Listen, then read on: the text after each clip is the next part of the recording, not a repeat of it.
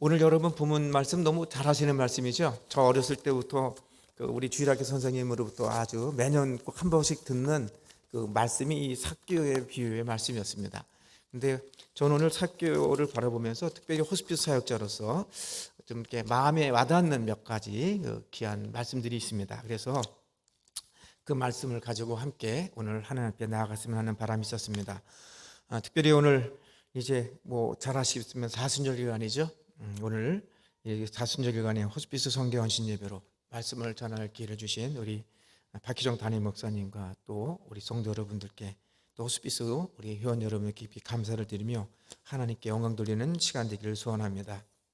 그리고 제가 말씀을 잠시 나누다 보니까 우리 목사님께서 다른 어느 목회자보다도 호스피스 성교에 깊은 관심을 가지시고 이 지역사회 동산병원을 비롯한 주보를 보니까요 참 여러 가지 봉사기관이 참 많이 있더라고요.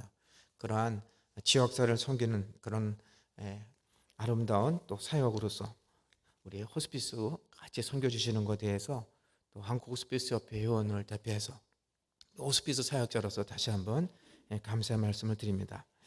저는 대본교회 처음입니다. 여러분도 저 처음입니다만 그래서 굉장히 궁금했습니다. 또 어떤 교회인지 또 저를 이렇게 말씀 전할 수 있도록 기회를 주신 목사님 어떤 분이신지 또 어떤 비전을 품고 사역하는 것인지 그래서 요즘은 비밀이 없지 않습니까? 그래서 제가 잠시 인터넷을 좀 열어봤습니다.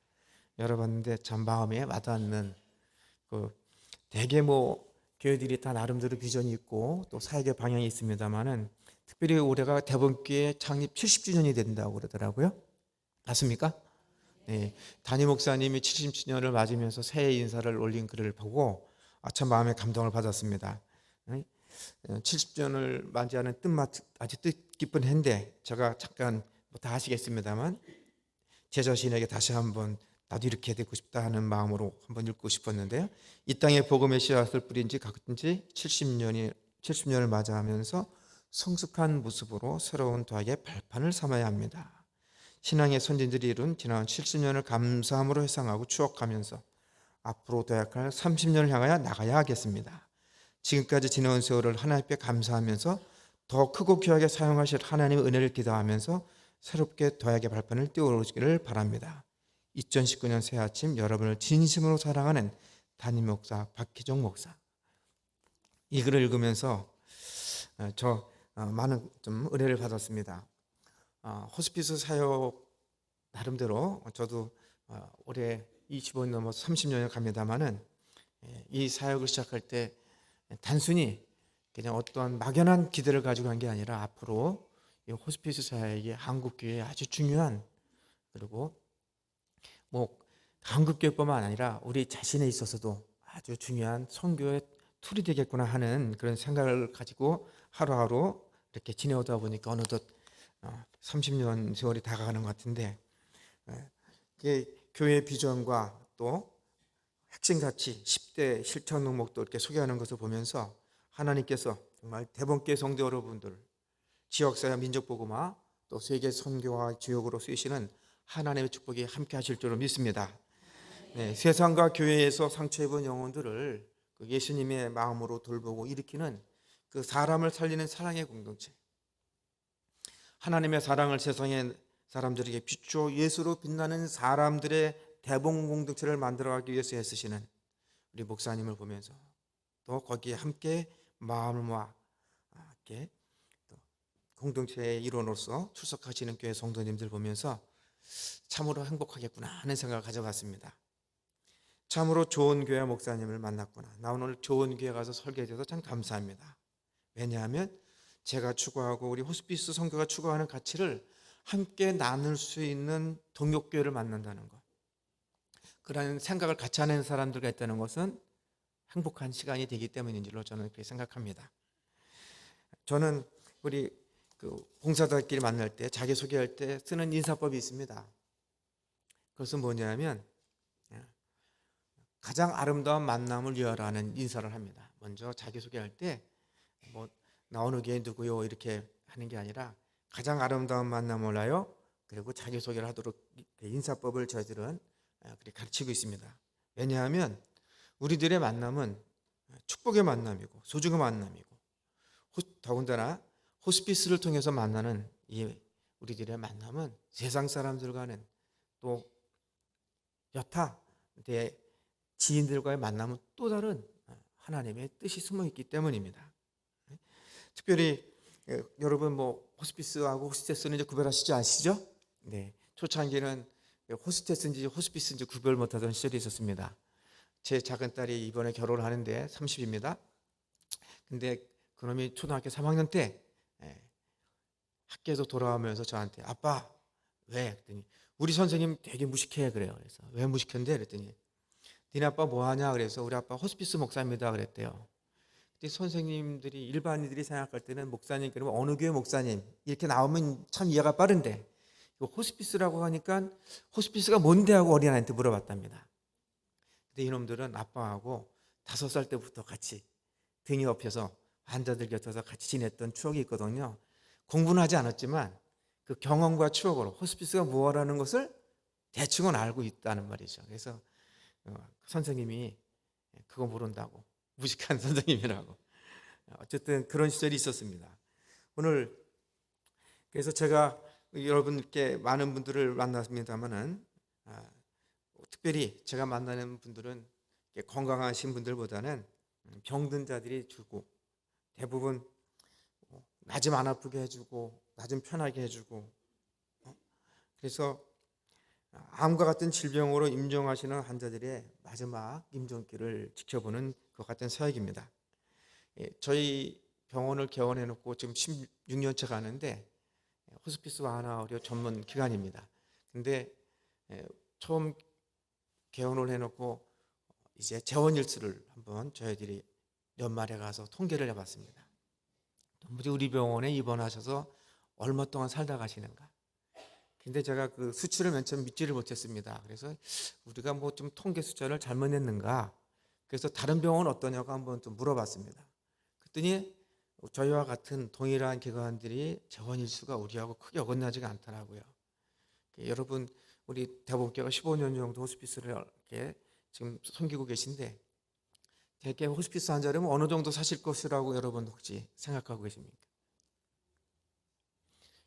교과서적으로는 3개월, 6개월, 1년 이런 말씀들 하시는데, 제가 지난 2월 달 우리 병원에 입원하셨던 환자들의 평균 재원일수 보니까 14.1이래요.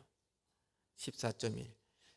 원전에는 15.6일. 그러니까 크게 벗어나지 않습니다. 아주 임박해서 이용하는 실태인데, 그러니까 이렇게 예배를 드리는 도중에 오늘도 저는 조금 대거 오느냐고 10시 반쯤 나왔습니다. 기차를 타러 나왔는데, 그 사이에 저희가 11시 예배를 드리는데 기차를 탔는데 딱 우린 이제 직원들 간에 공유하는 밴드가 있습니다. 그래서 공지사항 같은 거는 밴드에 올리는데, 기차 타도 조금 있다 보니까 환자 한 분이 예배 드리시는 가운데 임종을 하셨어요. 근데 그런 일들이 이렇게 자주 있는 건 아니지만 그러나 심심치 않게 있습니다. 예배 중에 하나님의 부름을 받는, 그래서 언제 어떻게 될지 모르는, 그래서 저는 그렇게 예배 드릴 때마다 그런 생각을 갖습니다. 우리는 예배는 짧을수록 좋고 그렇듯 은혜가 되고, 그리고 강사님이 설교를 아무리 잘해도 시간이 넘어가면 강사님 이름 기억 안 한다고 합니다. 그리고 물어보면 어떤 설교가 제일 은혜를 받았냐면 짧아서 은혜를 받았다는 분이 압도적으로 많답니다. 어쨌든 시간이 각자에게 나름대로 의미를 부여하기 나름이겠습니다만은, 저는 이와 같이 예배 중에 임종하시는 분들을 보면서 그런 마음의 다짐, 또 그런 자세, 그리고 우리 함께하는 우리 원목 목사님들에게도 그러한 마음가짐으로 예배를 준비하고 인도하라고 말씀을 드립니다. 오늘 우리가 이와 같이 일상적으로 드리는 예배지만 우리 호스피스 환자들에게 있어서는 저들의 인생에 있어서 마지막 드리는 예배가 될 수 있다. 내일 일을 알 수 없는 우리 연약한 인생이지만, 특별히 우리 호스피스와 관련된 우리 센터에서 예배 드릴 때는 그와 같이 저들의 인생에서 우리가 마지막 만나는 이웃일 수 있고, 마지막 만나는 우리가 친구가 될 수도 있고, 또 저들의 인생의 마지막 드리는 예배일 수도 있고, 생일일 수도 있고. 제가 20여 년 넘게 병원에 출입하면서 호스피스 환자로서 성탄절을 2번 맞은 사람을 이따가 한 번도 못 봤고, 부활절을 2번 맞은 사람 한 번도 못 봤고, 생일을 2번 맞은 사람을 한 번도 못 봤습니다. 그래서 우리가 이런 예배 있을 때 다시 한번 그냥 한 번에 또 한 번의 예배가 아니라 정말 그와 같이 예배 중에 임종하는 환우들, 우리 이웃들이 있는 걸 생각하면서 오늘 내가 예배 드릴 수 있다는 것이 우리에게 얼마나 큰 축복인지, 그래서 매번 예배 드릴 때마다 우리가 하나님 앞에 마음과 정성과 뜻을 다해서 하나님 앞에 우리 자신을 드리면 하나님께서는 만나주시는 줄로 믿습니다. 우리 환우들이 그런 경험들이 많이 있어요.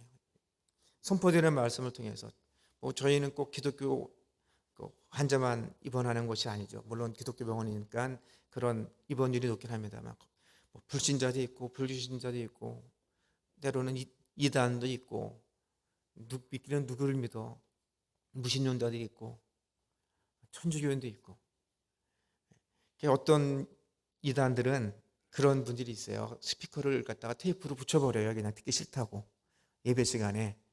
그리고 아예 잠자는 척하고 귀를 막아버리기도 하고. 그런데 하루 2번 예배를 드리는데 참 신기하고 놀라운 것은 하나님이 얼마나 우리를 사랑하시는지를 보고 깨달을 수 있는 그런 기회를 주시는데, 그와 같이 강팍한 심령들이, 귀를 막던 심령들이, 마음의 문을 닫았던 심령들이 듣기 싫어도 들어야 되잖아요. 우리 병원에 있게 되면 귀를 막아도 소리는 들립니다. 방송 설교고 또 텔레비전에 이렇게 다 중계가 되니까 침대에 누워서 다 보고 들을 수 있습니다.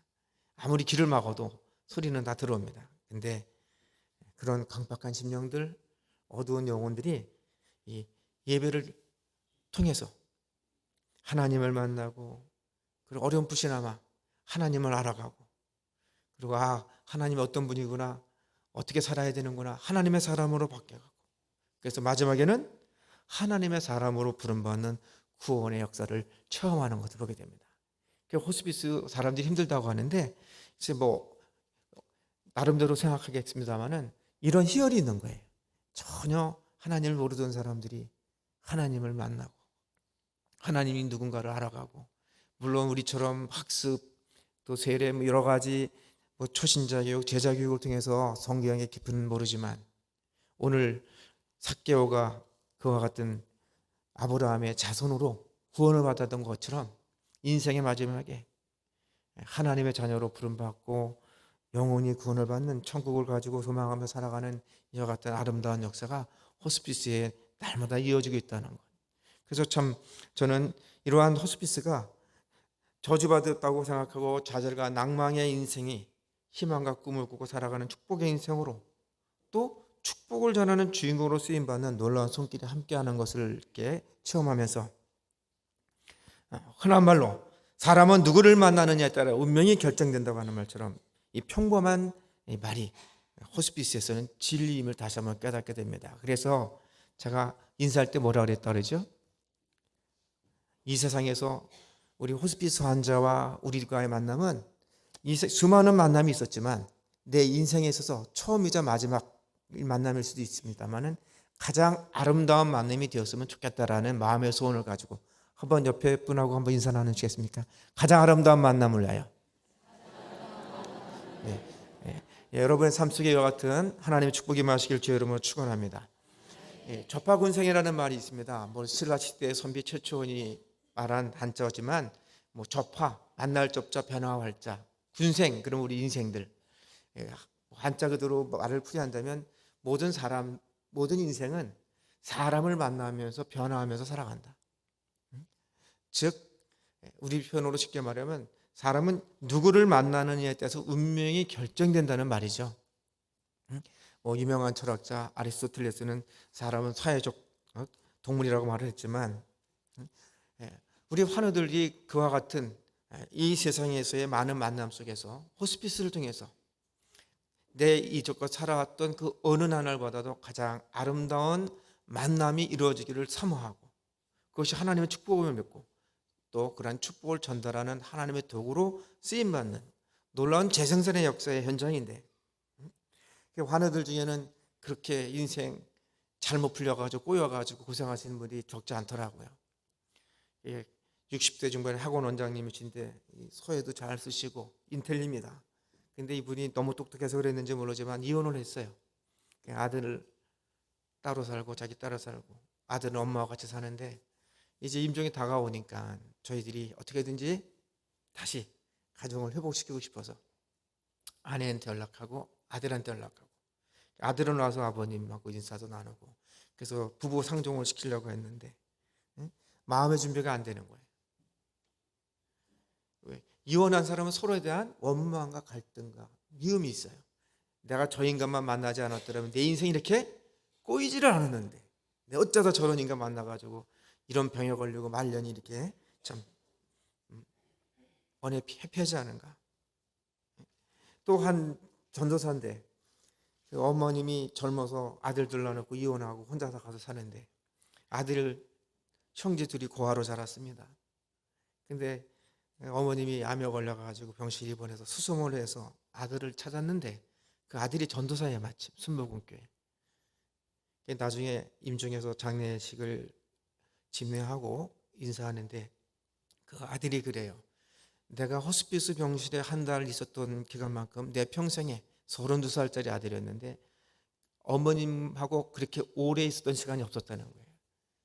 호스피스를 통해서 나는 잃어버린 엄마를 찾았고 비록 병든 엄마지만 엄마의 사랑을 느끼고 한때는 내가 어쩌다 이런 부모를 만나가지고 고생을 하는가 원망스럽기도 했습니다만 많은 사람들이 그렇잖아요. 내가 우리 암 환자들은 또 그래요. 내가 좋은 선생님을 만났더라면 내 병을 고칠 수 있었을 텐데 이렇게 뭔가 그래서 우리 간혹 보면은 정말 사람이 누구를 만나느냐에 따라서 운명이 결정된다는 것 이게 평범한 진리라는 것을 깨닫게 됩니다. 여러분 그런 면에서 볼 때 여러분 지금 같이 한 지붕 밑에서 이불 덮고 사시는 분들 왼수 똥이는 아니시죠? 저 인간만 안 만났더라면 그런 분은 안 계시죠? 그래서 저는 그렇게 인사하도록 합니다. 한번 따라서 해주실까요? 당신을 보니 살맛이 납니다. 그래서 우리가 볼 때마다 살맛 나고 볼 때마다 정말 우리가 뭔가 마음을 주고 싶은 그런 만남의 삶을 살아야 되지 않겠습니까? 저는 오늘 그것을 소개해 주고 싶어서 이 자리에 왔습니다. 그것이 아름다운 연애 이야기는 아니지만 비록 말기암에 걸려서 힘들고 고통받는 마지막 여생을 가고 있지만 어찌 보면 그분들은 건강한 우리보다도 더 행복하게 그리고 의미 있게 다윗이 말한 것처럼 악인의 궁정에서 천날을 사는 것보다 하나님의 져서 하루로도 삼아 한다고 우리의 인생의 연수는 자랑할 것이 못되고 하루를 살아도 어떻게 사는 거예요? 사람답게 하나님의 자녀답게 사는 것이 우리의 축복인 줄로 믿습니다. 여러분 우리가 이와 같은 일상생의 만남에서 우리가 이와 같은 만남을 이룰 수 있는 것이 우리 이 지구상에 얼마나 되겠습니까? 그래서 오늘 저는 우리 인생에서 가장 큰 축복 그 하나는 만남인데 호스피스는 이런 축복의 만남이 이루어지는 현장이라고 소개하고 싶어서 얼마 남지 않은 인생 마지막 여행길 가장 힘들고 외로운 연약한 삶을 살고 있는 그분들 누군가의 도움이 없으면 먹을 수도 없고 씻을 수도 없고 마실 수도 없는 그러한 인생에 있어서 가장 큰 위기의 시간을 살아가고 있는 우리 이웃들 형제들을 하나님께 인도하며 동행하는 선한 사역 호스피스를 소개하고 싶습니다. 오늘 본문의 말씀에 보면 이런 행복한 만남 불행한 인생이 축복의 인생으로 바뀌어지고 자신의 모든 것을 다 희생하고서라도 내가 해야 할 일이 무엇이 있다는 것을 발견한 한 사람을 우리는 만나게 됩니다. 잘 아시는 것처럼 읽은 대로 삭개오라는 사람입니다. 여리고는 그 당시 사회에서부터 올라오는 물품들 많았습니다. 우리로 말하면 상업의 요충지라고 말할 수 있을 겁니다. 그리고 예루살렘부터 내려가는 물품들이 거래되는 요충지였다라고 우리 사학자들이 말하고 있습니다. 그래서 이스라엘에서 세금이 가장 많이 거치는 곳이 어디냐 하면 가이사랴, 가버나움, 여리고였답니다. 그래서 당연히 그 도시에서 세금을 걷는 세리는 부자일 수밖에 없었습니다. 세금의 종류는 참 많았다고 합니다. 인두세, 머리수죠, 토지세, 소득세뿐만 아니라 마차에 바퀴가 몇 개 있느냐에 따라서 세금을 부과하고 또 불시에 갑자기 물건을 검사하여 물건대로 세금을 부과하는 그러한 일이 비일비재했답니다. 그런 곳의 세리장이 삭개였습니다. 그 삭개오는 돈도 많았고 사회적으로 안정된 직업을 가지고 있었다고 볼 수 있습니다. 근데 오늘 보니까 삭개오라고 하는 사람들이 주변 자기 이웃들로부터 어떤 평가를 받는가 봤더니 5절에 보니까 예수님께서 삭개오의 집에 들어갈 때 동네 사람들이 수군거리기 시작하는데 뭐라고 말하며 수군거리니 예수님이 죄인의 집에 유하러 들어갔도다. 그러니까 삭개오는 자기가 사는 마을 공동체에서 죄인, 그러니까 비록 부유하고 사회적으로 안정되고 부족함이 없는 풍요로운 삶을 살았지만 그러나 그는 행복하지 못한 삶을 살았다는 것을 우리는 추측해 볼 수 있습니다. 세리라는 이유 때문에 동족들에게 왕따를 당했고, 왜 특별히 왕따를 당하냐면 당시에 유대 사회에서 법을 악용해서 착취를 일삼는 사람들이 주로 세리들이었는데, 그러한 세리들은 창녀와 같이 또 법정에서도 증인으로 인정하지 않는 죄인 취급을 받았다고 합니다. 더구나 그는 외모도 별 볼 일 없었던 것 같습니다. 그런 삭개오가 예수님이 자기 동네를 지나간다는 소문을 듣고 예수님을 보고 싶어 달려갔다고 되어 있습니다. 3절에 보니까 예수님이 어떠한 사람인지 보고자 하였다고 기록하지만 헬라어에서는 에이도제토라고 해서 그냥 단순히 호기심으로 찾아간 것이 아니라 마음의 그 무언가 열망을 가지고 갈망하는 마음으로, 영어로 이거는 시크라고 번역을 했더라고요. 목을 찾고 구하려고 갈망하는 모습으로 달려갔다고 되어 있어요. 그런데 자기의 갈망을 가지고 달려갔습니다만 예수님을 볼 수가 없었다. 키가 작아서. 그렇지만 그는 장애물을 무릎 꿇지 않고 뽕나무를 발견하고 그에 올라가고, 그래서 결국에는 예수님하고 눈이 마주쳤습니다. 저는 이 대목을 보면서 우리가 예배를 통해서 또 기도를 통해서 말씀을 통해서 또 우리의 신실한 신앙생활을 통해서 하나님께서 함께 동행해 주시기를, 내주 동행하시기를 사모하는데, 그 사모하는 것만큼 하나님께서 함께 하신다는 것을 믿으시기 바랍니다. 네? 여러분, 주님을 만나기를 얼마나 소망합니까? 그렇죠? 오늘 삭개오를 보면서 어떤 장애물이 있더라도 그걸 뿌리치고 나갔던 삭개오를 보면서 정말 우리 대본교 성도여러분들도 주님 만나는 그 자리, 이런 갈망으로 나오시고 만나는 은혜가 있기를 주의 이름으로 축원합니다. 누가 주님을 만나냐? 애타게 찾는 사람이 만난다는 것이죠. 예레미야서 29장 11절로 14절에 보면, 저는 이것을 우리 호스피스 환자들에게 자주 읽어줍니다. 나 여호와가 많으라. 너희를 향한 나의 생각은 내가 하나니 재앙이 아니오. 그러니까 많은 환자들이, 심지어는 우리 믿음의 형제자매들도 그런 말씀들을 하십니다. 인생의 위기가 오고 역경이 오면, 뜻하지 않은 재난을 만나면, 그렇죠, 의미를 찾으려고 노력하겠죠. 도무지 이 위기와 재난과 이 불행이 왜 나에게 왔는지, 하나님 믿는 사람이라면 이와 같은 아픔과 고통을 통해서 하나님께서 나에게 무엇을 이루려고 하시는 것인지, 그 고통 속에 숨어있는 하나님의 뜻은 무엇인지, 여러분 그런 생각을 많이 하셨죠? 네, 대학에 떨어지면 우리 자식 왜 대학에 떨어졌는지 하나님의 뜻이 있을 거야. 사업이 어려우면 어려운 대로, 몸이 아프면 아픈 대로. 근데 우리 호스피스 환자들이 그와 같이 정말 극심한 고통과 또 죽음의 두려움 속에 있을 때는 한 번쯤 그런 생각을 해본단 말입니다. 내가 어쩌다 이 병에 걸렸는지. 그리고 기도하죠. 하나님 앞에 고쳐달라고. 근데 하나님이 고쳐주시면 다행인데, 우리나라 암 환자들 보면은 100명 걸리면 다 죽잖아요. 한두 명 기적적으로 살아난다고 하지만 그 사람도 시간이 지나면 또 재발이 되고, 흙으로 왔으니까 언젠가 한 번은 또 흙으로 돌아갈 것이죠. 단지 몇 년을 더 살 뿐이라고 생각이 되는데, 그런 원망을 해요.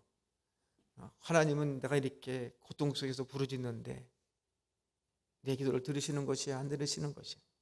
하나님이 계시다면 나한테 이렇게 할 수가 있을까? 신실한 믿음을 가졌던 형제들도 자매들도 그와 같은 한 번쯤 회의해보는 시간을 갖기 마련입니다. 그래서 너희를 향한 나의 생각은 재앙이 아니라 평안이고 너희의 장래에 소망을 주려 하는 것이 내 생각이라. 우리 하나님은 그런 하나님이신 줄 믿습니다. 그래서 뭐라고 그래요? 너는 내게 부르짖으며 와서 내게 기도하면 내가 너희들을 들을 것이요 너희가 진심으로 나를 찾고 찾으면 나를 만나리라. 여러분, 우리가 예배를 통해서 이와 같은, 또 기도를 통해서, 또 우리의 삶을 통해서 이와 같이 만나주시고, 또 우리의 찬양을 통해서 만나주시는 주님, 삭개오도 마침내 그 주님을 만납니다. 근데 놀라운 것은 예수님을 만난 삭개오가 새로운 운명의 전환점을 우리에게 보여주겠습니다. 거기 오늘 본문의 마지막 절, 우리 8절에 보면, 아무튼 그날 저녁에 어떠한 예수님과의 대화가 있었는지 성경을 통해서 기록하고 있지는 않습니다만은, 그날 삭개오는 예수님을 만나서 어떤 고백을 우리에게 들려주고 있는가 하면, 서서 주께 여짜오되 주여 보시옵소서, 내 수의 절반을 가난한 자들에게 주겠사오며 만일 이것을 토작한 일이 있으면 4배나 갚겠나이다. 그 이전에는 어떻게든지 하나라도 더 손에 쥐려고 했고 채우려고 했던 탐욕스러웠던 삭개오가 자신의 수의 절반을 가난한 자들에게 주겠다고 고백하고 다른 사람 것을 착취한 일 때 4배로 갚겠다. 적어도 예수님을 만남으로써 그는 예수님을 만나기 전과 만난 후의 삶이 달라지고 있는 모습을 우리는 관찰할 수 있습니다. 삭개오는 예수님을 만나기 전에 그 삭개오가 아니라는 것을 우리는 보게 됩니다. 예수님을 만나면서 이전과는 전혀 다른 새로운 삶, 새로운 사람으로 바뀌어져 있는 삭개오. 어떻게 이런 극적인 삶의 변화가 일어날 수 있을까? 저는 우리 환우들에게 간혹 그렇게 주문을 합니다. 때로는 문병으로 오신 분들이 나가실 때 제가 이렇게 복도를 오고 가다가 귀동냥으로 듣는 말이 있습니다. 문병하러 왔어요. 걱정이 돼서 왔어요. 격려해 주러 왔어요. 용기를 주러 왔어요. 근데 나가실 때 간혹 계단 내려가면서 엘리베이터 타면서 하시는 말씀이 그 사람 되게 마음이 편해. 당황해요. 오히려 내가 무슨 말을 해줘야 될지 몰랐다는 거예요. 죽음 앞에서 두려워하고 무서워하고 슬픔에 젖어 있고 낭만 가운데 젖어 있을 것 같아서 왔는데 얼굴이 굉장히 평안한 모습. 하루아침에 그래야 되는 게 아니죠. 제가 이런 부탁을 드리거든요. 여러분을 위로하러 오고 격려하러 오고 기도하러 오신 분들에게 여러분이 주실 수 있는 최고의 선물, 여러분의 인생에 있어서 여러분이 정말 잊을 수 없는 가장 소중한 선물을 주실 수 있는데, 그 선물은 뭐냐면 여러분의 행복한 모습입니다. 여러분이 평소에 행복한 모습을 보이는 것처럼 그들에게는 큰 선물이 없습니다. 그래서 이렇게 따라서 합니다. 다시 한번 해주실까요? 그 사람 옛날에 그 사람이 아니야. 어디에 들어와서요? 저 일반 병원에 있을 때는, 큰 병원에 있고 항암 투병할 때는 매일 아파서 우거지상 쓰고 입에서 이래서 죽겠네 저래서 죽겠네 아파 죽겠네 뭐 죽겠네 했던 사람들이 호스피스에 들어오시고 나서는 어찌된 연유인지 몰라요. 그러나 예배를 통하고 또 우리 호스피스 전문 의료진들의 돌봄을, 또 봉사자들의 지극정성한 섬김을 받으면서 무언가 마음에 도전을 받은 것이죠.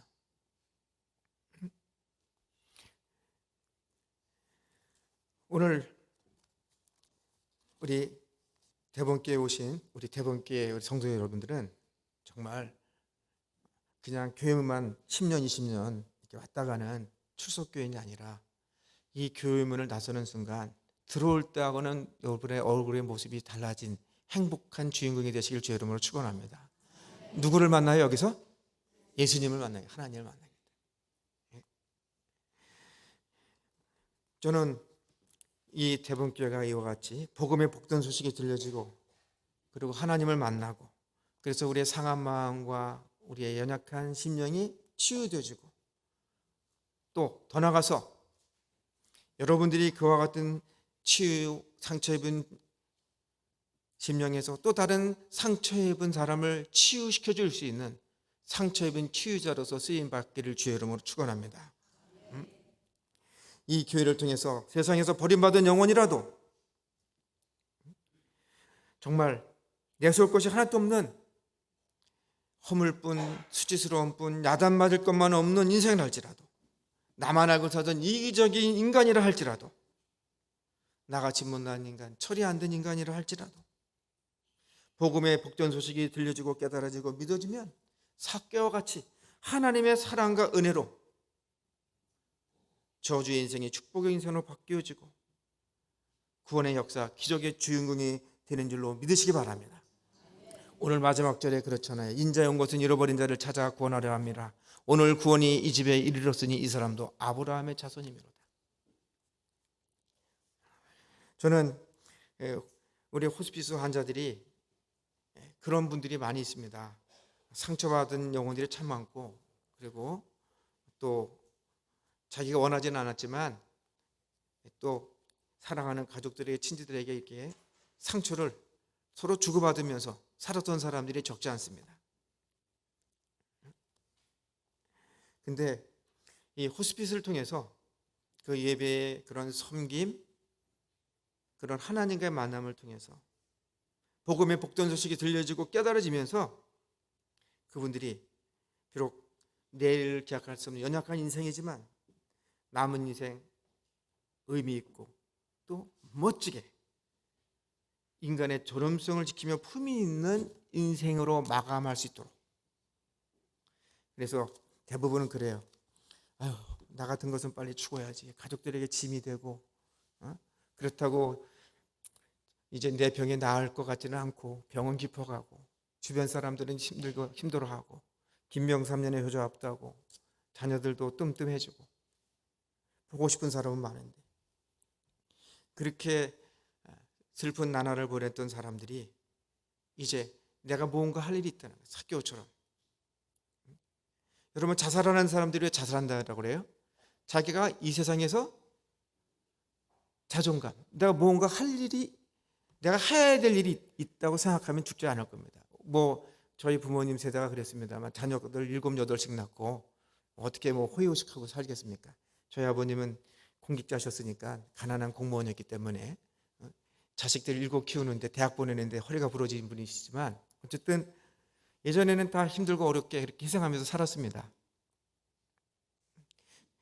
그러한 그 살아야 될 이유가 있었던 거죠. 누구를 위해서? 내 어린 자식들을 위해서. 못 먹고 못 자더라도, 내 쓸 거 안 쓰더라도. 그러니까 아무리 힘들고 어려워도 내가 해야 될 일이 있다고 생각하면 죽을 수가 없는 거죠. 그처럼 이제 나는 쓸모없는 인간이야, 나는 자식들에게 짐만 되고, 더 이상 희망이라고 볼 수 없는 그런 사람들이 삭개오처럼 인생의 마지막에 내가 무언가 할 일이 있다는 것을 발견하게 되면 죽음, 그 죽음을 극복하는, 그래서 뭔가 자기 인생의 마지막 의미 있는 일을 하고 싶어하는 것들, 그것을 만들어주는 것, 그것을 인도하는 것이 호스피스 사역이라는 것을 말씀드리고 싶었습니다. 그래서 뭐 아파 죽겠다, 배고파 죽겠다, 우리나라는 이렇게 죽겠다는 말을 많이 해요. 추워서 죽겠다는 건 이해가 되는데 더워서 죽겠다. 배고파서 죽겠다는 건 이해가 되는데 배불러서 죽겠다. 행복해서 죽겠다. 좋아서 죽겠다. 어쨌든 그러한 죽겠다는 사람들을 아파도 살겠고, 배고파도 살겠고, 추워도 살겠고, 그래서 아버지의 품에서 안식을 누리는 날을 사모하는 영혼으로 바꿔주는 이와 같은 아름다운 사역.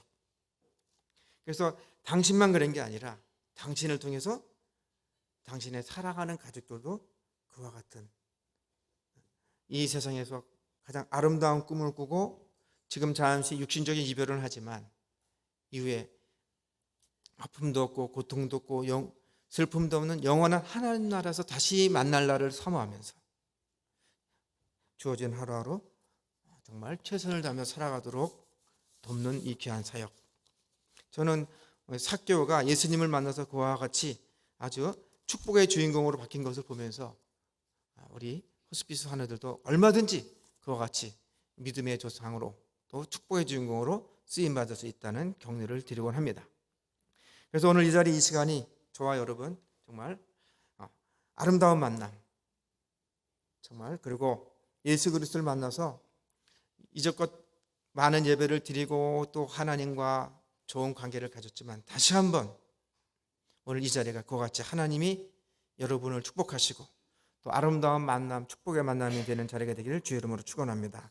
그리고 우리 대본교회는 그런 복음의 복된 소식이 들려지고 은혜와 축복의 교회가 되기를 주의 이름으로 축원합니다.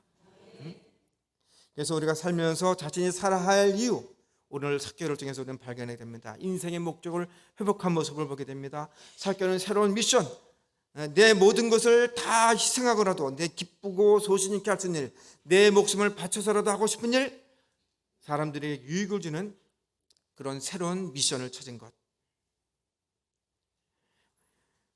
예수님을 만나기 전에는 소외된 자여, 외로운 자여, 범죄한 자여, 소망 없던 자였지만 예수님을 만나서 새로운 눈을 뜨는 인생이 되었고 새로운 소명으로 희망의 새 출발을 하셨던 이런 만남과 힐링의 주인공이 되었던 것처럼 저와 여러분 또 우리 호스피스 현장에도 이와 같은 아름다운 사역이 펼쳐지기를 주의 이름으로 축원합니다. 실존주의 철학자 키에로 켜고르는 22살 때 그의 일기에 이렇게 써놓았습니다. 온 세계가 무너진다 해도 내가 꽉 붙들고 놓을 수 없는 이념, 내가 그것을 위해서 살고 그것에서 죽을 수 있는 사명을 나는 찾아야 한다. 위대한 사도 바울은 이렇게 말합니다. 여러분 잘 아시는 것지만 그는 하나님 앞에 사명을 받은 사람이었습니다. 그 사명이 얼마나 크고 중압감을 주었는지 오히려 부작용을 일으켰습니다. 그래서 수많은 우리 크리스천들을 핍박하고 감옥에 넣고 때로는 또 죽이기도 했습니다. 하지만 예수를 영접하고 난 다음 바울로 바뀌고 그 다음에는 예수님을 전하는 것이 사명이라고 바뀌었습니다. 오직 예수님을 전하고 예수님의 뜻을 따르고 예수님을 위하여 일생을 바치는 삶으로 바뀐 것을 보면서 그래서 세상의 모든 자신이 추구했던 것들을 배선물로 여기고 오직 예수만을 높이는 주의 사명자가 된 것처럼 사도행전 24절에 그의 심정이 이렇게 표현되어 있습니다. 내가 달려갈 길과 주 예수께 받은 사명 곧 하나님의 은혜의 복음을 증언하는 일을 마치려 하면은 나의 생명조차 조금도 귀한 것으로 여기지 아니하노라. 한 번뿐인 인생, 오늘 내가 헛되이 보낸 하루는 어제 죽어가니까 그토록 살고 싶어 하던 내일이라고 했던 말이 있듯이 우리의 짧은 인생 가운데 내가 기쁘고 소신 있게 할 수 있는 일, 내 목숨을 바쳐서라도 하고 싶은 일, 사람들에게 유익을 주는 이러한 미션과의 만남은 아주 중요하다고 할 것입니다. 말씀 맺겠습니다. 우리는 살다 보면 인생의 위기를 만날 때가 있습니다. 그때 어떻게 해결하시겠습니까? 건강으로 인해 또는 물질로 인해 가정 문제로 인해 인간 관계로 인해서 직장 문제, 결혼 문제 등 여러 가지 문제로 우리의 일상적인 삶이 위협을 받고 또 위기를 만날 수가 있습니다. 그와 같은 삶의 위기를 피해갈 수 있는 사람은 아무도 없을 것입니다. 우리는 어떻게 이 인생의 위기를 극복할 수 있을까요? 그것은 우리 주님과의 가장 아름다운 만남이 이루어질 때 가능한 줄로 믿습니다. 이 일을 위하여 수고하시는 우리 대본교 호스피스 선교 여러분들이 다시 한번 감사를 드리고 여러분을 통해서 이와 같은 이 세상에서 가장 아름다운 만남의 축복들이 끊어지지 아니하고 여러분들뿐만 아니라 여러분들의 섬김을 받았던 많은 환우들과 가족들이 또한 그와 같은 아름다운 만남의 축복의 주인공들로 쓰임받기를 사모하면서 귀하고 아름다운 사역 잘 감당해 주시기를 주의 이름으로 부탁합니다. 대본교와 성도님들 또 호스피스 선교를 통해서 이 귀한 축복의 설계 하나님이 함께 해주시고 그리고 저는 또 부를 일이 없겠습니다만 이제 제가 이 강단에서 여러분 앞에 정말 꼭 여러분의 삶 속에 하나님의 축복 또 그런 가장 아름다운 만남의 삶이 이루어지기를 소망하는데 그 뜻을 세우고 이루어가는 그래서 2019년 한 해가 여러분 삶에 있어서 가장 빛나는 축복의 하나가 되시기를 주님의 이름으로 축원합니다.